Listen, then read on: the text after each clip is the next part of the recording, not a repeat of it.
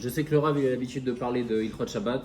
On va toucher quelque chose sur Shabbat. C'est pas vraiment dans Hilchot Shabbat Ramash, mais il y a une coutume qu'on a après avoir fait Kiddush.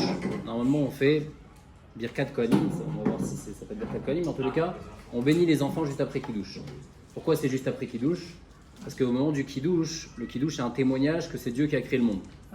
Donc quand on fait un témoignage, il y a des gens qui sont sous les médoutes. Quelqu'un qui fait des avérotes, il n'est pas sous les doutes. Et le Kiddush, quand quelqu'un il va témoigner que Hachem il a créé le monde, qu'est-ce qu'il est en train de faire?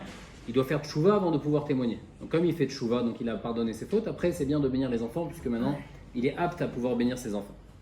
Et maintenant la question qu'on va se poser c'est, est-ce que quelqu'un qui n'est pas Kohen, il peut faire Birkat Kohanim, ou est-ce qu'il y a un problème de faire Birkat Kohanim? C'est exclusivement réservé aux Kohanim. Donc... c'est Kohen, qu'est-ce que tu dis toi? C'est réservé à tout le monde, c'est une bracha, c'est une bracha qui est normalement donnée qu'aux Kohanim. Alors il y a une Gemara donc tout vote qui dit... Qu'est-ce qu'ils ont le Kohanim? Non, par rapport à Birkat Kohanim. C'est ça la question. Non, alors déjà la question se pose, est-ce qu'un Israël il peut venir faire Birkat Kohanim avec vous ou non? C'est interdit pour lui. Ça non, ça c'est pas bon. Il y a des choses qu'on peut permettre, certainement pas ça. Alors il y a une Gemara donc tout vote qui dit que l'Ichora il y a un Issour assez pour un Zar de faire Birkat Kohanim. Donc quelqu'un qui n'est pas Kohen de faire Birkat Kohanim, il y a un Issour assez. Le problème c'est qu'il y a une autre Gemara dans Shabbat où la Gemara elle raconte une histoire, elle raconte que elle raconte qu'il y avait quelqu'un, il y avait des midot spécialement bonnes, et donc il faisait toujours attention à ce qu'on lui disait, il écoutait.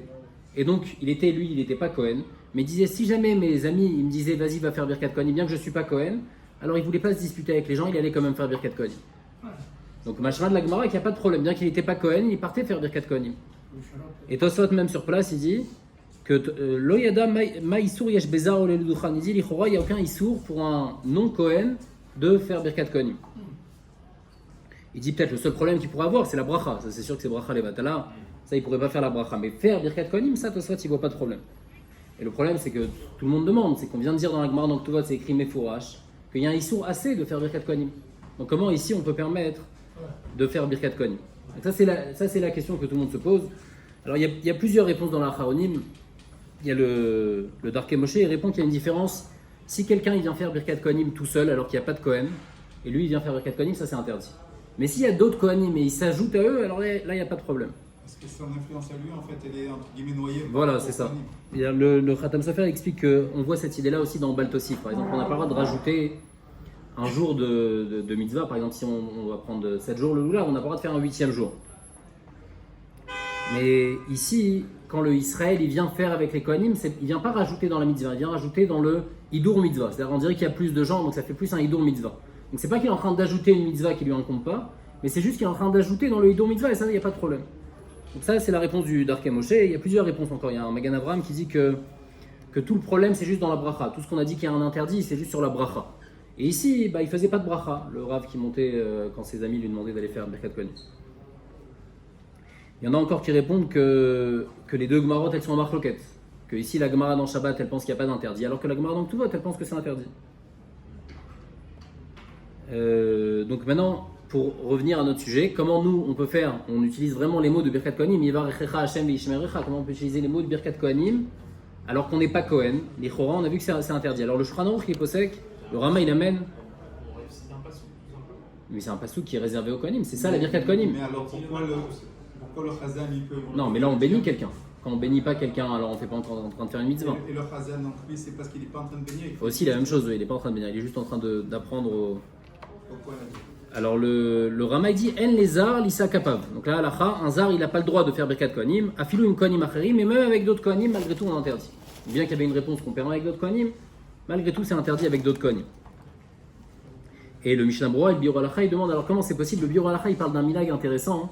On n'a plus tellement de l'habitude de nos jours, mais les gens ils avaient l'habitude à l'époque de se bénir l'un à l'autre en se bénissant par Yevarechecha Hashem ve'yishmerecha.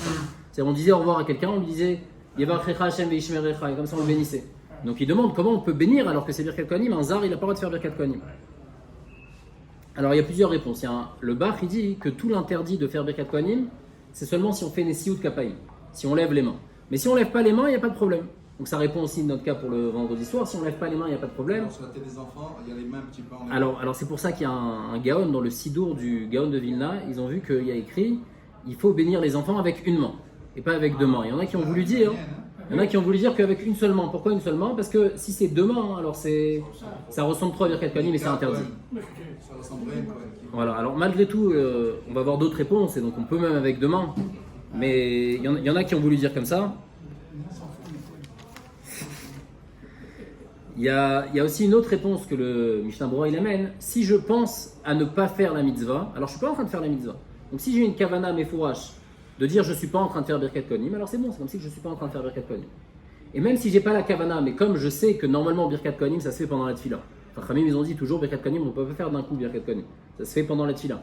Donc quand je fais en dehors de la tefila, je sais que je suis pas en train de faire la mitzvah. Donc automatiquement, c'est comme si que j'ai une kavana de pas faire la mitzvah, et là il n'y a pas de problème de faire Birkat Kohanim. Dans ce cas, ça s'appelle pas Birkat Kohanim.